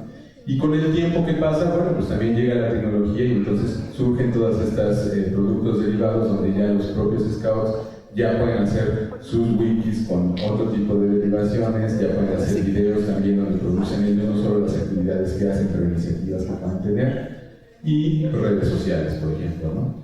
Entonces, en este caso, muy general que hablamos de una parte educativa, ¿qué es lo que encontramos? Bueno, pues no se trata entonces únicamente de que haya de por medio una historia, ¿no? Sino también otro tipo de información. En este caso, Powell tenía una serie de actividades y dinámicas para los chavos para que se involucraran, además de aprender a hacer situaciones sencillas como elementales para la supervivencia, pero que no necesariamente estaban en esta historia original. Tienen unas trayectorias preestablecidas, porque eso sí, si bien los chavos van a poder otra vez, como dentro de la dinámica del juego, ejecutar sus propias trayectorias, sí que lo van a poder hacer, pero con una línea general primaria que es la propuesta de este manual de Lobato, ¿no? Con toda la mística que tiene, y que no necesariamente había, a diferencia de todo lo del caso anterior que vimos, una intencionalidad inicial. O sea, originalmente se escribe el libro de la selva. Rudyard Kipling nunca pensó a ver cómo le hago para sacarle más jugo a esto, pero Powell una muy buena opción para hacer este brinco, ¿no? Y bueno, en la parte de la intertextualidad pues encontramos elementos donde Powell lo que hace es que resume la experiencia del libro de la selva. Hay una repetición de esto que se está dando, pero una repetición positiva. Esto es algo que no gusta dentro de la parte comercial, pero a nivel de educación sí que es relevante por la significación que le genera a los chicos que están. Hay una referencia muy clara al libro de la selva, en el propio manual dice que alude al libro de la selva, e invita inclusive a que lo lean para que tengan como una mayor inmersión, porque acordémonos otra vez, estamos hablando de cuando el medio impreso era el medio principal, no había, digamos, otro estilo, entonces para que haya una mayor inmersión, hay imitación, desde luego, y hay complementación por las nuevas dinámicas que surgen de esta actividad que tienen, para finalmente cambiar de lo que era originalmente un texto en otro tipo de actividades variadas. Llegamos a la conclusión de que al momento de insertar este componente educativo en el análisis del transmedia, nos damos cuenta que surgen otros rasgos diferentes de los que habíamos encontrado en el entretenimiento, y también surgen otro tipo de intertextualidades que complementan la foto. Y es que en lo educativo no solo son historias, podemos estar entregando otro tipo de información. Hasta ahorita las industrias del entretenimiento, la narrativa siempre era nada más contar una historia, ¿no? Entonces en educación podemos hacer algo más que contar historias. Otro rasgo es que cuando el transmedia se usa para fines educativos, podemos tener diferentes puntos de entrada, pero a veces tal vez sea necesario una direccionalidad o un cierto control en la trayectoria que va a seguir educando. Entonces eso podría ser un poco más rígido el transmedia educativo, en tanto que tal vez quisiéramos que quien sigue la trayectoria la siga en cierto orden y no tan libremente como podría ser una franquicia de entretenimiento. Y el tercer rasgo que encontramos en el transmedia educativo es que la transmedialidad no necesariamente es intencional de origen. Nosotros como educadores podemos descubrir transmedialidad entre diferentes componentes que no fueron creados originalmente para hacer transmedia, pero que nosotros los podemos utilizar como un producto transmedia. Yo esto lo vi muy claro cuando trabajé en mi tesis doctoral. Había una serie de televisión estaban trabajando los niños en una escuela, una serie que había hecho la BBC que se llamaba India, que era para que los niños conocieran un poco de la India, pero esta serie no tenía ningún elemento complementario o de expansión en otro soporte mediático, pero la maestra encontró un sitio web hecho en una escuela dedicado a la India, entonces ella decidió trabajar con el sitio web de la India de una escuela y el programa de la BBC, pero decidió trabajar con estos dos elementos juntos, el tema de la India. Y se encontraron elementos de intertextualidad transmedia interesante entre estos dos componentes que no habían sido creados con esa intencionalidad. Entonces vemos que probablemente en las franquicias comerciales del entretenimiento la intencionalidad casi siempre está muy clara, pero en lo educativo la transmedialidad puede ser descubierta. Entonces, y en términos de las intertextualidades transmedia, encontramos que en lo educativo, lo que llamamos nosotros las intertextualidades que son reiterativas, sí se valen. En la narrativa transmedia del entretenimiento no se vale contar lo mismo en dos soportes mediáticos, es más, se considera casi pecado. Pero cuando estamos en el ámbito educativo, a veces necesitamos reforzar o repetir las cosas para propiciar el aprendizaje. Entonces encontramos que entre un producto y otro, en un intercambio transmedia, puede ser que uno resuma el contenido de otro, o que uno de los productos sea una repetición, pero en un lenguaje diferente del otro, o sea un reciclado, es decir, ponemos este producto pero en otro contexto. O también puede ser una referencia, como decía Enzo, el manual de los lobatos hace referencia, alude de manera específica al libro de la selva. Entonces las transmedialidades reiterativas pueden estar permitidas cuando estamos hablando de transmedia educativo. Ya para terminar, tendríamos completa la lista. Entonces los rasgos son los mismos que ya comenté, solo les agregamos unos predicados o unos de extensiones, ¿no? Hace rato habíamos dicho, hay que contar diferentes partes de la historia. Bueno, pero le podemos crear un predicado y decir, bueno, pero no siempre estamos contando historias en transmedia, ¿no? También habíamos dicho en diferentes lenguajes, bueno, eso aplica todo. Habíamos dicho, la obra cuenta con múltiples puntos de entrada, pero también decimos, a veces las trayectorias pueden estar preestablecidas, como ya vimos en lo educativo. El universo es amplio, eso tampoco cambió. La transmedialidad puede ser intencional, pero también puede ser descubierta. Puede ser algo que no sea intencional de origen. Y por último, los papeles del lector, del lector activo o más activo o superactivo, pues también eso sigue aplicando. Y la tabla completa de las intertextualidades transmedia sería esta. Tenemos en una columna lo que nosotros llamamos las intertextualidades no redundantes, es decir, cuando un componente no repite lo que dice el otro. Ya las hemos estado recapitulando a lo largo de la charla: expansión, complementación, imitación, inconsistencia, transmutación y generación, como las no redundantes, y las que son redundantes que vimos que están permitidas cuando estamos en un recurso educativo: resumen, repetición, reciclado y referencia. Ahora, si se dan cuenta, hasta ahorita no hemos hablado casi de autores, o hemos dado muchas referencias a los autores, y tal vez ustedes se estén preguntando de dónde sale todo esto que les estamos platicando. Entonces, bueno, nosotros sí agregamos obviamente los autores fundacionales de la transmedia. Entre ellos hay un autor que se llama Henry Jenkins, está también el doctor Carlos Escolari, hemos consultado la obra de otro autor que se apellida Praten, hemos consultado varios de ellos, pero realmente ninguno todavía tiene la historia completa, porque este realmente es un concepto de construcción.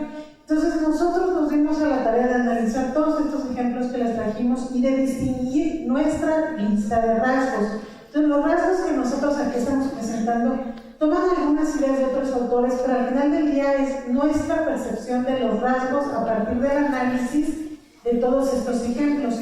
Y la lista de las intertextualidades transmedia es producto de mi trabajo doctoral, es una propuesta mía, es una taxonomía de intertextualidad transmedia que yo hice a partir de un análisis de recursos educativos de la BBC en Inglaterra. Entonces, esas son las fuentes de donde surgen todos estos rasgos y estas intertextualidades que hemos venido a compartir con ustedes.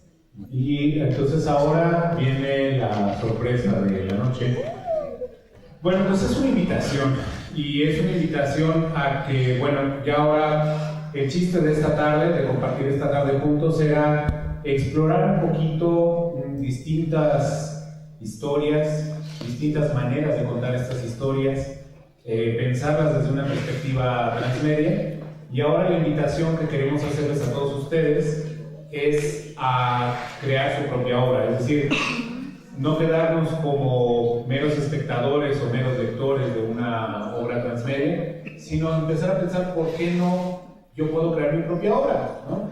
¿Por qué? Bueno, pues igual me da tiempo, pues me junto con mi cuate y tal vez entre los dos nos aventamos una obra transmedia. Bueno, pero es que a mí no se me da eso del video, del audio, yo no soy buenísimo para eso. No necesitas nada, simplemente tu celular, lo que tengas, y con eso puedes armar. Lo que queremos aquí dejar claro es que lo que importa en todo esto de la narración transmedia es justamente la primera palabra, la narración, la historia. En ese sentido los estamos invitando, y queremos invitarlos, nos da en verdad mucho gusto hacerlo, como parte de la Transmedia Week 2015, que decíamos es un evento global que se trabaja en varios países. Ahorita tiene su sede en Argentina, pero la parte virtual, digamos, es ubicua, y nosotros estamos representando las primeras propuestas en México para este año. La primera es esta conferencia, la segunda es este colaboratorio en el que los estamos invitando, y la tercera va a ser una exposición en la Galería Virtual Universitaria de los trabajos resultantes del colaboratorio. Pero bueno, vamos a algunos detallitos para invitarlos a que entren al sitio web y vean la convocatoria completa a detalle.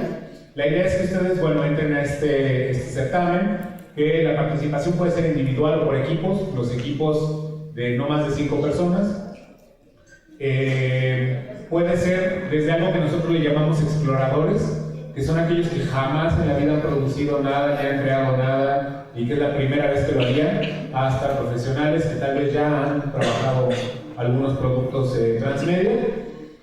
Si ustedes se inscriben, ustedes se registran, van a recibir un usuario y una contraseña que les permite acceder a un espacio en plataforma donde tienen algunos elementos para orientarlos en la producción, para darles algunas ideas de por dónde producir, cómo hacerlo, qué herramientas ocupar, etc. Y para discutir las distintas fases de su proceso en línea.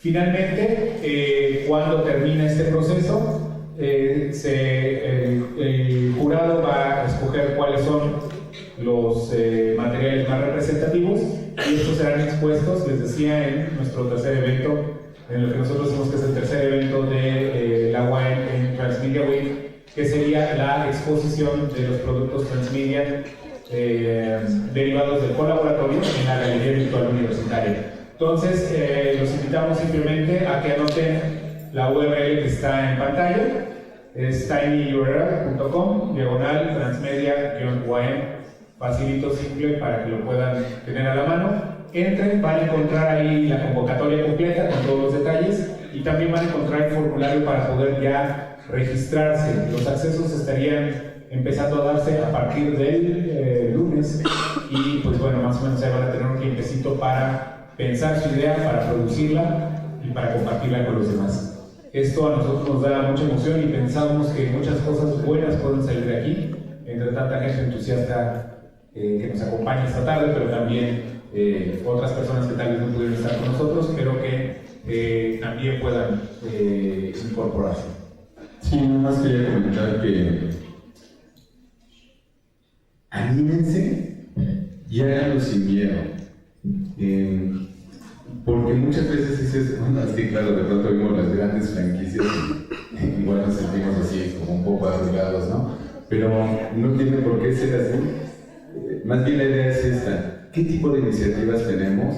Pueden ser propuestas desde las más esquemáticas posibles hasta algunas que sean pues completamente diferentes, ¿no? Si por ejemplo ahorita Bruno les mencionaba el celular, pues si es su arma fuerte el celular, adelante, pero si les gusta por ejemplo esto de machinima, hacer las capturas o hacer, y no sé, propuestas diferentes, aquí lo importante, aquí lo que nos interesa saber para poder compartir es qué es lo que tienen ustedes para decir.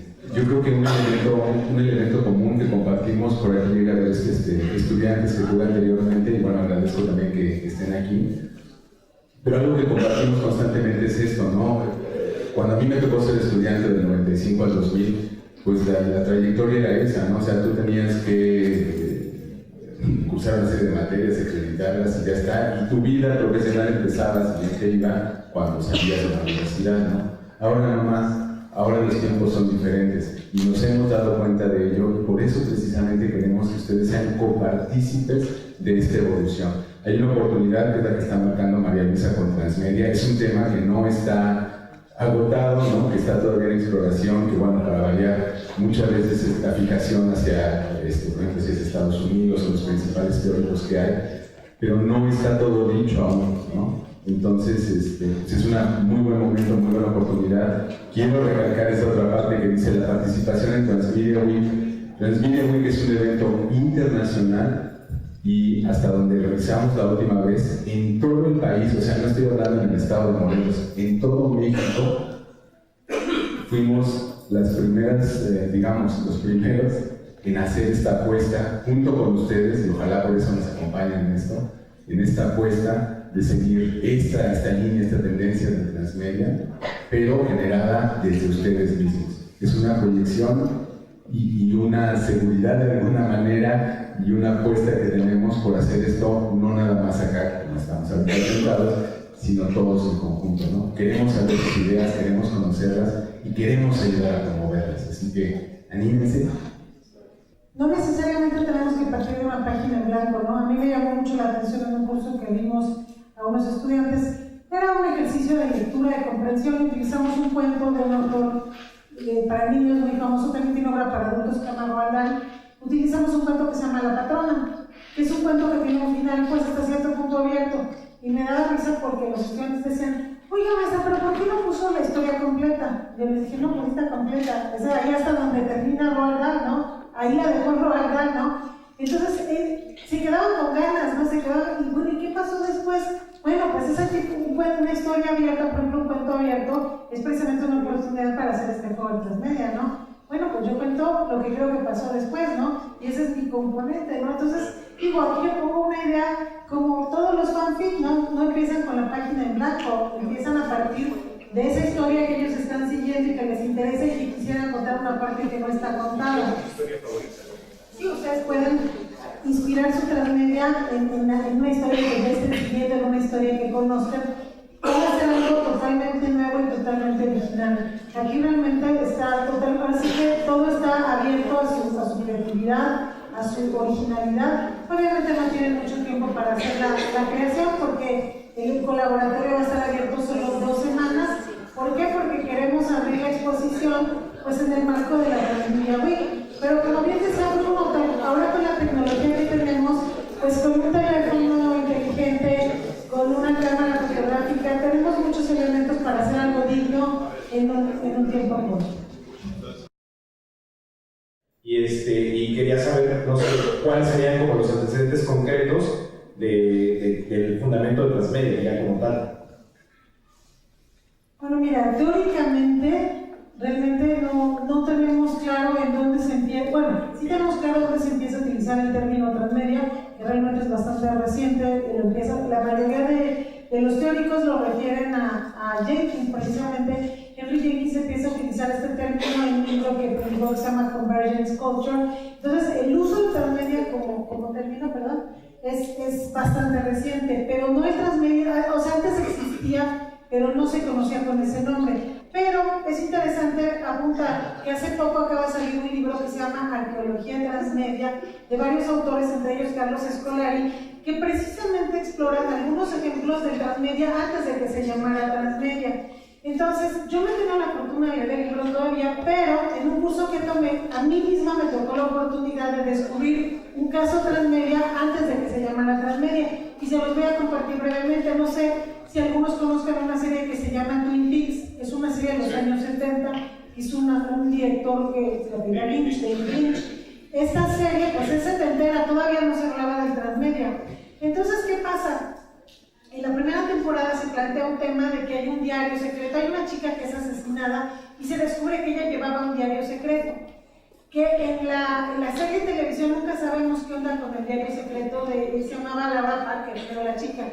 Pero entonces esto genera tanto interés en el público que la hija de David Lynch le pide permiso a su papá para escribir el diario de Laura. Y entonces le dice: órale, pues escríbelo, ¿no? Obviamente se ponen de acuerdo por dónde ver el diario, y entre una temporada y otra se publica el diario en librerías y la gente va y compra el diario, y el diario revela muchas cosas que no se revelan en la serie y explica muchas cosas. Entonces en los 70 no estábamos hablando de transmedia, no se usaba el término, y sin embargo ya tenemos un ejemplo con la serie de Twin Peaks. Y así como seguramente Carlos Scolari y los otros autores descubrieron otros casos de transmedia antes de que se llamara así. Ajá. Sí, incluso Scolari también en narrativas transmedia, por lo texto de él coloca también a Star Wars, por ejemplo, como una franquicia que podríamos ver desde una perspectiva transmedia, en el sentido que tiene varios elementos que cuentan en distintos momentos de la historia, y lo hemos visto a través de distintos, unas cuestiones las plantea en cine con actores, otras en cine de animación, otras en series de televisión, otras con los muñecos, etcétera, etcétera, ¿no? Entonces sí podemos encontrar otras narraciones, digamos, que reúnen las características de transmedia antes de la acuñación del término, ¿no? Pero es justamente este ejercicio que están haciendo ahora los teóricos de empezar a distinguir estos rasgos transmedia en aquello que se produjo previamente.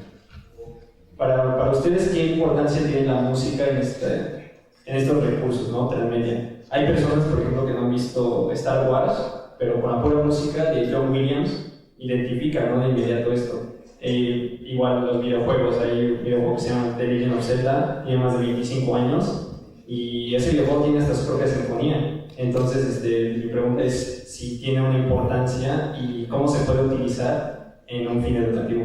Precisamente el ejemplo con el que habló esta charla de Maléfica es un buen ejemplo del uso de la música en el transmedia, porque estoy totalmente de acuerdo contigo en que la música es parte de la narración, ¿no? La música es parte de contar la historia. Entonces, ¿cómo utilizamos la música para contar una parte diferente de la historia? Fue muy curioso en el caso de Maléfica, porque si ustedes recuerdan, en la película original de Walt Disney utilizó la música de La Bella Durmiente de Tchaikovsky, pero le dio su giro, e incluso es esta canción que canta ella cuando baila con Felipe, que le ponen letra, pero sigue siendo así como tunda, el balsecito, la baladita y más cercano a Tchaikovsky. Pero ¿qué pasa cuando interpretan de pronto a Ser Maléfica? Utilizan la misma tonada, la misma canción, pero le ponen un tono totalmente spooky, ¿no? Porque acá es el lado oscuro de Maléfica, ¿no? Entonces tú tienes exactamente la misma melodía contada de formas diferentes para acompañar diferentes historias. Entonces tú ahí puedes ver claramente el papel narrativo de la música en otra media, en ese ejemplo, ¿no? Pero podría haber muchos más niveles. El concepto de transmedia me quedó suficientemente claro en cuanto a lo que fueron el cine, las series y el ejemplo que dieron de educación informal, pero quisiera saber si hay algún ejemplo sobre educación formal como tal de transmedia. Y precisamente son los productos de BBC Schools en Inglaterra. La BBC tiene una cantidad de productos que ha producido para apoyar todo lo que es el trabajo en escuelas desde preescolar hasta pues lo que ellos llaman, pues, son los 12 años de educación básica, ¿no? Entonces ellos pues, empezaron hace 100 años con radio, se siguieron con televisión, se siguieron con web, pero después todo eso lo juntaron en la red, lo que ellos llaman un Rich Media Concept, ¿no? Entonces tienen realmente diferentes soportes mediáticos, pero todos en la red, todos con fines educativos. Entonces lo que yo exploré en mi tesis doctoral precisamente fue cómo se daba intertextualidad entre los programas de televisión y los sitios web y cómo los profesores podían aprovechar esa intertextualidad para expandir, para complementar, para resumir, para reforzar. Todo esto lo publiqué, bueno, tengo 2 artículos, los 2 están en inglés, pero bueno, tengo 2 artículos que hablan precisamente de todo esto, donde están las intertextualidades transmedia. Entonces, ese ejemplo me ayudó a descubrir algo que sería un factor clave para que tuviéramos realmente un ambiente, digamos, transmedia rico, que sería lo que yo llamo la intertextualidad, bueno, que sería puenteada, o sea, bridge intertextuality, que fue lo que encontré. Si todo lo que se produce mediáticamente se produce de acuerdo al currículum, es decir, si yo como productor de clips de video los hago conforme al currículum, y otro productor que hace libros los hace conforme al currículum, y otro que se dedica a hacer lo que te guste, páginas web o videojuegos, si cada quien lo hace conforme al currículum, la intertextualidad se va a dar aunque no lo hayamos hecho de manera coordinada. Y entonces ahí tendríamos como un caldo de cultivo súper rico para que los profesores abrevaran y utilizaran diferentes recursos. Que eso yo lo descubrí a partir de esto que les comentaba que pasó con el programa de la India, ¿no? 2 productos producidos por gente independiente, pero que funcionaban bien en combinación. Y yo dije, bueno, esto es casualidad, ¿por qué funcionan tan bien? Porque los dos se habían hecho con base al currículum. Y encontré otro ejemplo igual que era de la antigua Grecia, que es otro tema en el currículum en Inglaterra. Había el programa de la BBC y su sitio web, pero el British Museum, el Museo Británico, también tenía su sitio educativo de la antigua Grecia, que funcionaba padrísimo con el programa de la BBC. Yo dije, ¿por qué funciona también otra vez? Porque los del British Museum habían hecho su sitio web con base en el currículum. Entonces ahí estaría como la fórmula ideal del transmedia educativo. Desde que empezaron su presentación, bueno, yo identifiqué todas las series, todos los videojuegos que han estado presentando, y hay uno que me toca mucho así, es la producción de Stan Lee, de Marvel. Entonces yo creo que ese es un producto transmedia muy amplio, ya que equivale a cómics, videojuegos, series animadas, series, películas. Entonces no sé si tengan un comentario acerca de esto. Sí, es muy amplio, o sea, tanto todo el universo Marvel, como también toda la cuestión derivada de DC Comics y demás. Son incluso de Batman, por ejemplo, solo hay muchas vertientes, ¿no? Y mucho de lo que encontramos es que las historias no siempre es una sola historia que se expande, sino que a veces es solo el personaje, y ese personaje cambia tan drásticamente que a veces entre un objeto y otro de la misma franquicia no lo distingues, ¿no? Entonces sí es un tema del que se habló, y no se exacto, es como una inconsistencia ahí, no se incorporó como tal, pero sí se reconoce como de estas grandes franquicias, tanto el universo Marvel como se le llama, de estas grandes franquicias que están contadas las historias en distintos medios, que nacieron muchas de ellas a nivel de cómic, que después se fueron incorporando los otros elementos, que tal vez ese es el único detalle por el que tal vez no lo incorporamos de manera como tan canónica, porque ese sería un ejemplo de aquellas que no nacieron necesariamente como transmediáticas, pero que poco a poco fueron incorporando otros elementos y actualmente podemos leerlas de esa manera. Muy bien, pues agradecemos muchísimo este conversatorio a la doctora María Luisa Soraya Bascal,